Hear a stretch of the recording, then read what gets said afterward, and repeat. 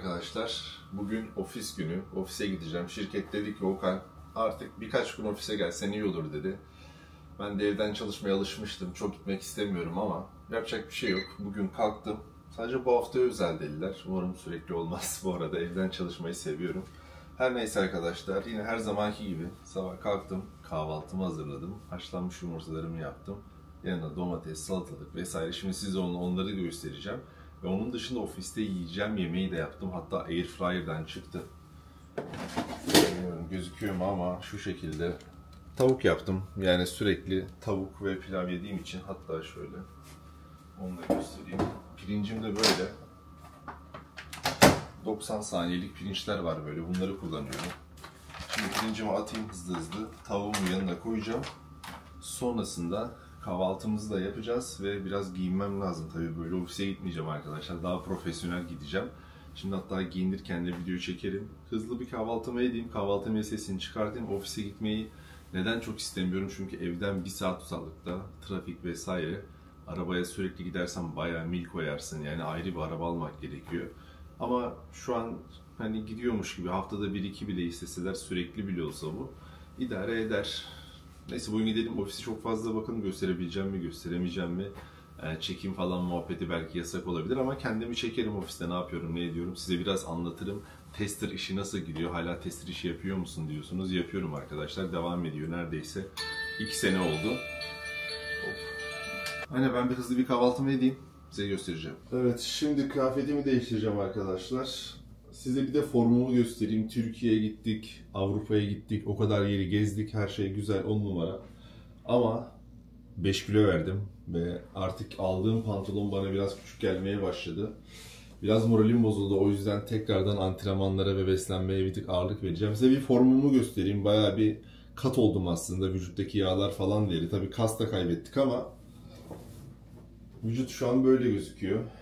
Bilmiyorum görebiliyor musunuz ama yani kat olduğum belli oluyor ama hacim gitti arkadaşlar bir tık. Hacim kaybı var yani. Şöyle baktığında. Ama olsun, gene iyiyiz be. Kötü değiliz. Şimdi gömleğimi giyeceğim. Gömleğin üstüne de ceketimi giyeceğim. Biraz güzel gözükelim dedik. Ofise sürekli gitmiyorum. Gitmişken de profesyonel olsun diye profesyonel kıyafetlerimi giyeceğim arkadaşlar. Her zaman beni atletle görüyorsunuz ama ofise gittiğim zaman da böyle CEO gibi olmak lazım. Ne kadar profesyonel gözükürsen insanlar o kadar saygı gösteriyor. Biliyorsunuz insanın dış görünüşü çok çok önemli. Yani iç güzellik daha önemli falan diyenleri çok sallamayın. Ben size söylüyorum. Dışarıdan nasıl gözükürseniz her zaman insanlar size daha fazla saygı gösterir. O yüzden zaten bu sporu yapıyoruz. Şunları da çekerken dikkat edin arkadaşlar. Mesela şunları tek seferde çekin. Sonra ortasından alın ve şuradan hop, tutamadım.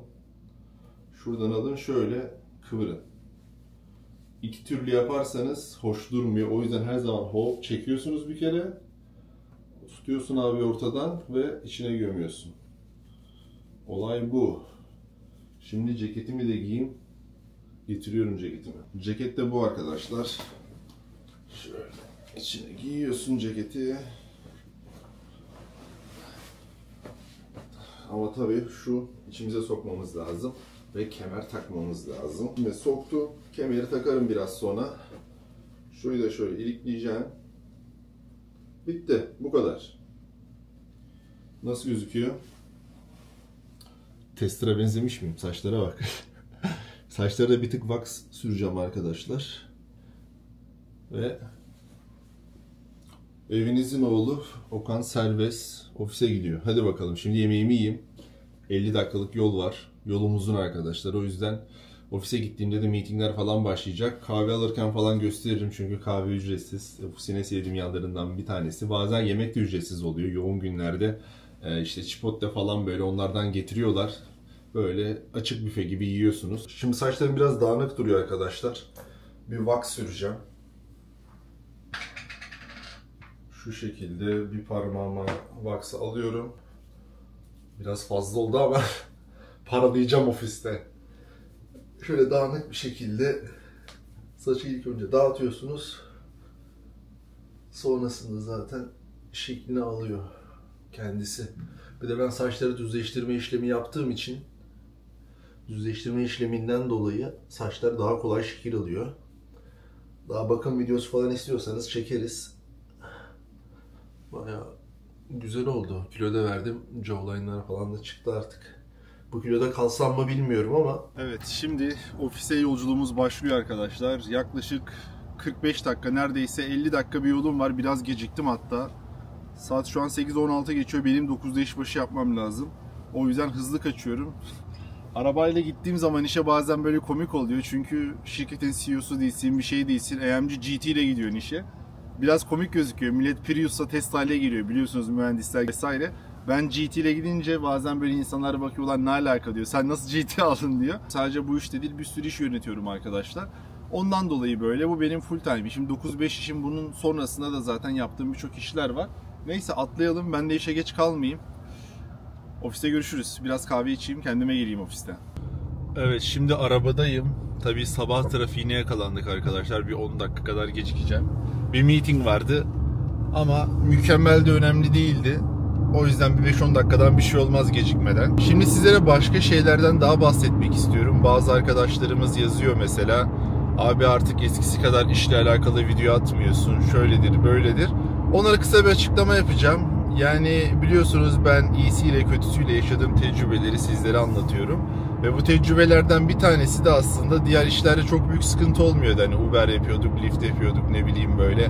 Herkesin normal bam diye girip yapabileceği işler yapıyorduk. Şimdi şirketin bir sürü kuralı var. Onlara uymanız gerekiyor. Bazen sizin kişisel hayatınıza bile mesela müdahale edebiliyorlar. Hatta birkaç YouTuber arkadaş vardı. Tabii bunlar yabancı, adam Google'da falan çalışıyordu. Mesela YouTube kanalı var diye mesela şirketin politikası gereği adamı işten falan çıkarıyorlardı. O yüzden genelde ben çok şirket muhabbetlerin yok. Nerede çalışıyorum, ne yapıyorum, ne ediyorum çok fazla konuşmak istemiyorum arkadaşlar. Niye? Şimdi bunun da hikayesinden bahsedeyim sizlere. Bir gün ben çalışıyordum, beni HR aradı. Alo, merhaba, nasılsın, iyi misin Okan, nasıl gidiyor her şey, yolunda mı, projeler nasıl gidiyor falan derken sohbet, muhabbet ettik kadınla. Biraz daha sonrasında seni niye aradım biliyor musun dedi. Korkmana gerek yok falan dedi. Dedim hayırdır, niye aradın beni? Böyle böyle seni şikayet ettiler dedi. Dedim neyin şikayeti? İşte YouTube videoları muhabbeti şöyledir, böyledir, sosyal medya yapıyorsun, şunu yapıyorsun falan. Kadınla konuştuk falan böyle, hani böyle bir şikayet geldi. Hani ne düşünüyorsun dedi. Ben de evet dedim, yani hani YouTube falan yapıyorum ama ben hafta sonları çekimlerimi yapıyorum. İş saatimde işime odaklanıyorum vesaire. Zaten performansım da iyi olduğundan dolayı sorun çıkmadı ama bu şekilde bir şikayet gelmiş. Yani insanlar bazen başarılı olduğunuz zaman, atıyorum, beni sevmeyen de var, seven de var. Sevmeyen kitle de azımsanmayacak kadar yüksektir büyük ihtimal. Kıskanan tayfa yüksektir açıkçası. Adam diyor mesela bu insan şunu yapıyor, bunu yapıyor, başarılı birisi, bu kadar iş aynı anda götürebiliyor. Baktığınız zaman sosyal medya da aslında hani bir iş aslında. Onlara zaman harcıyorsunuz, videolarınızı editliyorsunuz, yüklüyorsunuz vesaire. Bu da bir iş sayılır. Ama tabii ben bunları karıştırmamaya çalışıyorum, profesyonel oluyorum. Yani bu işimi aksatmıyorum ki zaten performansım da şirkette vesaire yüksek. Ama o yüzden zaten kadın da çok üstelemedi. Yani zaten dedi adam işini yapıyor. Performansına baktı. Performansında güzel, feedbacklere baktı. Projenin menajerlerinden vesaire, proje müdürlerinden de gayet güzel olumlu mesajlar almışım bitirdiğim projelerden. Kadın da profesyonel yaklaştı. Bir şey demedi açıkçası ama başka büyük bir şirket olsaydı belki derlerdi. O yüzden arkadaşlar yaptığım ettiğim çoğu şeyi hani yüzeysel olarak anlatma kararı aldım ben sizlere. Artık bu şekilde devam edeceğim. Çünkü insanlar, size gerçekten zarar vermek isteyenler bir şekilde araştırıyor, ediyor, soruyor, soruşturuyor ve hiçbir çıkar olmadan sırf size zarar verebilmek için zarar veriyor. Hani eskisi gibi şu kadar çalıştım, bu kadar kazandım, şu oldu, bu oldu tarzında bilmiyorum. Belki yine çekerim ama birazcık da artık yüzeysel yaklaşacağım bu tarz videolara. Sırf bu şekilde insanların arayıp bulup bir şekilde beni şikayet ettiği için. Yani adamın kazanacağı gerçekten hiçbir şey yok. Ama bakıyor, Amerika'da ben bir şeyler yapmaya çalışmışım. Bildiğiniz barımdan gelmişim Amerikalıların tabiriyle. Hani bir şeyler yapıyoruz, ediyoruz. Adam bakıyor mesela Türkiye'de, lan diyor ben bir şey yapamadım diyor. Mesela bu Türkiye'de de oluyor. Amerika'da bile yapamayan çok fazla insan var arkadaşlar. Yani Amerika'da bile adam diyor, atıyorum ben 10 senedir garsonum, bu adam 5 senede yaptığı yola bak böyle bir şey olamaz deyip araştırıp bir şeyler yapabiliyorlar demek ki. Başıma böyle bir şey geldi. Kısaca bir size bahsetmek istedim. Yani hoş şeyler değil aslında. İnsanın ekmeğiyle oynanmaması gereken şeyler. Ama maalesef benim sevgili bazı takipçilerim bu şekilde bir davranış sergilemişler. Diyecek çok fazla bir şey yok. Siz de dikkatli olun. Para muhabbetlerini, iş muhabbetlerini çok detaya girmeden anlatın. Benden size bir tavsiye. Çünkü ben artık öyle yapacağım. Şimdi yoldaydım, aklıma geldi. Soracak olursanız abi iş durumları nasıl? Tester olmak istiyoruz, markete gireceğiz. Market nasıl derseniz şu an evden çalışma muhabbeti bir tık daha azaldı arkadaşlar. Ben 2 sene önce işe girdim. 2 sene önce birazcık daha Covid'in etkisi olduğundan dolayı çoğu iş remote açıkçası. Ama şimdi yavaş yavaş hani insanlar ofise çağırıyor bazı şirketler. Bazıları diyor ki haftada bir gün gel, haftada 2 gün gel. Bazıları diyor ayda bir gün gel. O yüzden şirkete göre değişiyor. Aklınızda bulunsun eğer benim yaptığım iş yapmak istiyorsanız. Eğer daha sen ne iş yapıyorsun, bu tester ne, parfüm mü kokluyorsun derseniz parfüm koklamıyoruz arkadaşlar. Yazılım testi yapıyoruz. İşte sistemin açığını bulmaya çalışıyoruz. Bug'larını report ediyoruz developer'lara. Onlar çözüyor. Sonra tekrar test ediyoruz. Planlama meetinglerine katılıyoruz. Scrum işte Agile olarak görüyor. Bazı terimler tabii size şimdi lan ne diyorsun falan diyebilirsiniz. Gayet normal. Ben bunları bootcamp'ten öğrendim. Eğer merakınız varsa, Amerika'da ben bu işi yaparım derseniz, çalışma izniniz falan varsa profesyonel bir iş yani. Tavsiye ederim. Mühendis oluyorsunuz sonuçta. Mühendis maaşı kazanıyorsunuz. Benim gittiğim okulu aşağı bırakacağım. Şurada Instagram adresi olur, oraya ulaşın. Benden geldiğinizi söyleyin. Hatta yeni batch'e başladılar şu an. Yeni eğitim var. 6 ay kadar, 7 ay kadar sürüyor zaten eğitim. Amerika'da olanlar değerlendirebilir. Düşünün. Evet, arabamızı park ettik. Şimdi ofise doğru geçiyorum. Bir kulaklığımı takayım dedim. Bir internete bağlanayım. Esneme egzersizleri yapıyorum sürekli. Hala evdeymiş gibi hissediyorum. Ofis ortamına alışamadım burada da. Bir yönden de meeting'i dinliyorum. Bir yönden de hem şirket, danışmanlık şirketi. O yüzden bir kendi bilgisayarı var, bir de müşteri var. Bir onlara bakıyorum. Sonrasında dedim hadi meeting'e hazırım. Meeting'e gireyim mi girmeyeyim mi kameraya bakıyorum. Millet bakıyor mu bakmıyor mu, video çek. Sağa sola baktım ve şimdi kahve içme zamanı geldi diyorum. Normalde çok fazla kahve tüketen birisi değilim arkadaşlar. Ama işteyken bazen önemli meeting öncesi içiyorum. Daha fokus olmamı sağlıyor. Daha sonrasında öğlen yemeği var dediler. Açık büfe getirmişler. Hem de bir baktım bizim yemeklere benzer yemekler getirmişler. Hemen aldım, sizlere şöyle göstereyim. Pilav var, döner var. Harbi döner yazıyordu üstünde. Salata falan var. Öğlen yemeği ücretsiz oluyor. Ofiste olmanın güzel özelliklerinden biri bu. Şimdi elimi de temizleyeyim dedim. Bir senteze ettim. Kombinim de böyle. Ofiste bu şekilde takıldım bugün. Elimizi de yıkayalım. Ofis günü aşağı yukarı böyleydi. Şimdi spora gitme vakti. Evet, ofisten çıktım. Şimdi spora geldim. Antrenman yapacağım. Biliyorsunuz ben zaten haftanın 5 günü spora gidiyorum. Yani ofise gitsem de gitmesem de çok fark etmiyor açıkçası. Kıyafetlerimi de iş çantasına koymuştum. Şu altımız, şu üstümüz, bir de ayakkabı var. Kamera burada, bir selam ver. Video çekiyoruz. Ne yaptın? Nasıl gidiyor? İyi. Sen de? İyidir. Seni bayağıdır görmüyorlar kanalda. Türkiye, Avrupa derken. Değil mi? Bu arada ofis hakkında ne düşünüyorsun? Sen de gerçi ofise gidip çalışıyorsun. Aynen ofise gidip. Ama evden de yapabilirsin senin yaptığın şu an işi, değil mi? Aynen yapabilirim de ofise gitmek iyidir ya. Daha şey oluyor. Motive oluyorsun. Daha güzel oluyor. Ben öyle seviyorum. Şeyi sevmiyorum, evden çalışmayı. Motive olamıyorum. Evet. Motivasyon kaybı oluyor ama ben Zaten evdenin... şirketler de herhalde artık insanları şeye çağırıyor, ofise çağırıyor. Çünkü motivasyon eksikliği olmuş herhalde, performans düşüklüğü. Ya ondan da diyorlar. Bir Sen de bu ne Covid yapıyorsun? muhabbeti. Hangisini tercih edersen? Yani aslında şöyle hibrit mantıklı, haftanın 2 günü mesela da bir gün ofis, 3 günü ev bence daha mantıklı. Hani sürekli ofise gelmektense. Çünkü bazen hiçbir şey gerçekten yapmıyorsun ofiste, sadece duruyorsun yani. Hani o boş zamanın var, kendini ayırabilirsin aslında ama ofistesin diye hiçbir şey yapmıyorsun. Evet arkadaşlar, kanalıma hoş geldiniz. Okan şu anda 250 kilo giriyor. 38 tekrar. Bravo. Nasıl hissediyorsun? Pump oldu mu? Bak şimdi kol yok ya. Evet. Oo. Kol çıktı mı? Biraz. Sürpriz yumurta. İçeriden ver. O yok. O yok mu? O yok. Sırt göster. Olduğu kadar. Bak vücut konusunda asla yalan söylemem. En azından düz. Bak. En azından düz. Bak gördüğüm en iyi karın kardeşim.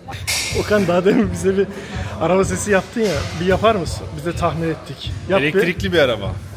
Ama onu söylemeyecektin. Neyse tamam hadi. Zaten baba yapacak halim yok. Bak ses bu. Bu kadar. Allah aşkına. Bu ne? Ben bildim. Ben direkt bildim. Mustafa bildi mi? Ya sen söyledin ne olduğunu. Duymadın mı daha demin dedi ya. Ben söyleyeyim de. Tam Mustafa söylesin. Bence Taycan. Sence? Böyle araba varsa kaldırırsın bence.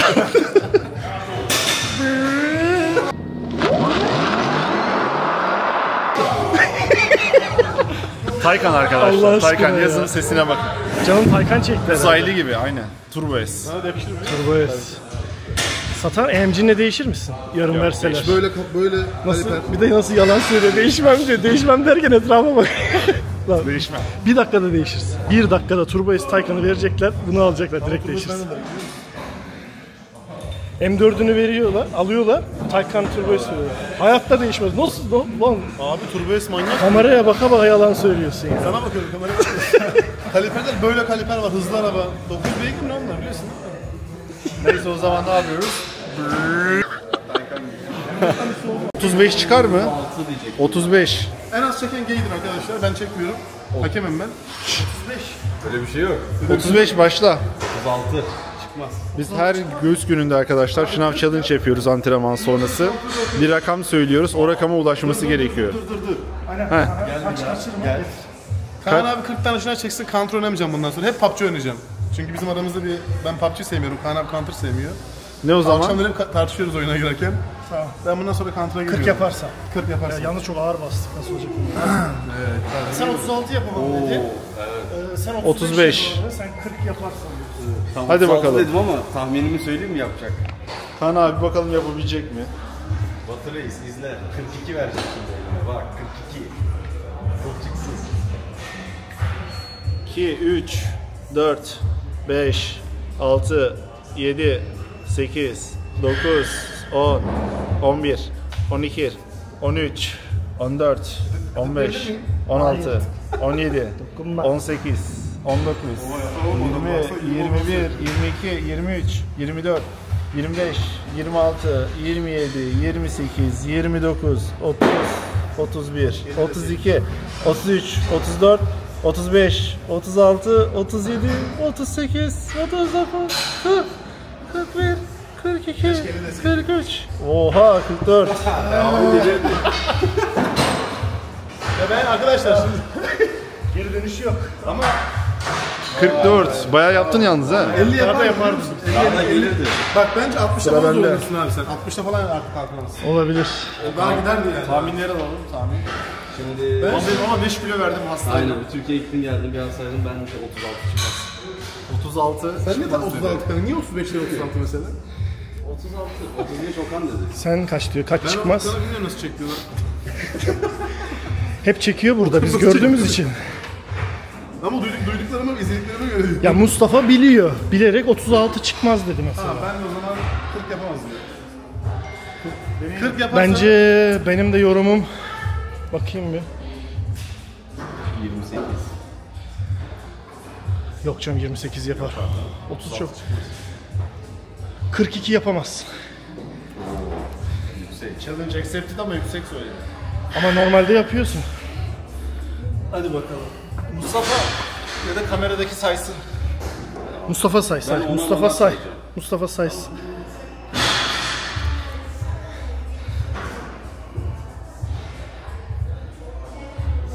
Oğlum kameraya saysana. 10. Nasıl söylesene kamera. 13. 14. 15. 16. 17. 18. 19. 20. ben söylüyorum bunu. Zorlandı. Baksana. 23. Suratı kaydı. 25. 26. 27. 28. Yok yapamaz. 29. 30. 31 bitti. 40 çıkmaz. 30. Ana! Anne! Anne! Anne! Biraz hastaydım ondan. Enerjim Demiştim. Anne! Nasıl geç sende? İşte görüyorsunuz işte bak adam doğal abi. Steroid yok. Değil mi? Gördün mü? Evet doğal adam böyle olur. Doğal adam böyle olur. Ana! Duba yok. Türkiye'ye gitmeden önce Duba yok. 40 ölüm 40'tı. 40 değil de 34 35. Hayır 40 lan. Ben de aynı yapıyordum. 40'a ilkinde zorluyordu. 30 yapamaz. Okan'ı beat eder mi? Bence 25. Okan'ı beat edemezsin. 25. Okan'ı beat edemez değil mi? Mümkün değil. Tamam ver ben. Mümkün yapıyor. Şimdi bak böyle sayacaksınız arkadaşlar. Bak Mustafa 35 tane yapsın. Burble hediye. Burble zaten pakette. Zaten parasını verdim ben ona. Normalde haftada 500 lira veriyorsun. Öyle bir şey yok. Benim pakete dahil. Yapıştır hadi Musti bekliyoruz. Ben 30 kaç yapamam? Mustafa namazı. Namaz kılacak gibi. 1, 2, 3, 4, 5, 6, 7, 8, 9, 10, 11, 12, 13, 14, 15, 16, 17, 18, 19, 20, 21, 22, 23, 24. Ben 25 demiştim ama değil mi? Demedim mi? Evet. Bak biliyorum senin limitini. Oğlum size ne oldu? Ben de tatildeyim. Yalan olduk arkadaşlar. Yani biraz tabii tatilde olduğumuz için. Kaan abi ikimizi topladı. Ama Kaan abi sen tatil yapmadı Kaan abi. Ondan enerjisi yerinde. Helal olsun. Benim enerjim yerinde. Bizim enerjimiz bitmiş arkadaşlar. Ama bu daha ikinci günüm diyor ya, ikinci günüm. Bu bizim daha ilk haftamız, ondan böyle oldu. Neyse biz birkaç tane akşam çekeceğiz. Antrenmanı bitireceğiz. Evet arkadaşlar, spordan çıktım. Eve geldim. Artık videoyu kapatma zamanı. Sizlere bir ofis günümü göstermek istedim. Ofiste ne yapıyorum, ne ediyorum? Gerçi ofise şu ana kadar toplam herhalde 4-5 defa gitmişimdir. Çok fazla ofise de gitmedim. Çok da sevdiğim söylenemez ama ara sıra gitmek iyi oluyor. En azından takım arkadaşlarınızla yüz yüze konuşuyorsunuz, görüşüyorsunuz vesaire. Benden bu kadardı. Eğer sorularınız varsa yorum kısmına yazın, cevaplamaya çalışırım. Onun dışında abi bu işlere bizim meramımız var, biz de yapalım edelim derseniz de benim gittiğim okulu zaten aşağı bırakacağımı söylemiştim. Tekrar bırakıyorum buraya. Oradan iletişime geçebilirsiniz. Kendinize iyi bakın arkadaşlar. Hoşça kalın. Siz de eğer böyle 9-5 çalışıyorsanız Türkiye'de ya da dünyanın herhangi bir yerinde, siz ofisten mi çalışıyorsunuz, evden mi çalışıyorsunuz? Size göre hangisi daha iyi, hangisi daha kötü? Yine yorum kısmında belirtin bakalım, benim düşüncelerime katılanlar var mı yok mu, ben de görmek istiyorum. Tekrardan hoşça kalın diyorum. Görüşmek üzere. Bye. Baş koymuşum Okan serbest yoluna, vadisine fitness'ına ölürüm. Asırlardır green kartı tanıttın, Uber'ine liftine ölürüm Okan'ım, ölürüm Okan'ım, ölürüm Okan'ım. Hey hey hey hey hey, testerlığa, youtuberlığa ölürüm Okan'ım, ölürüm Okan'ım, ölürüm Okan'ım. Hey hey hey hey hey. Alkış. Alkış. Arkadaşlar beğenmeyi ve like atmayı unutmayalım.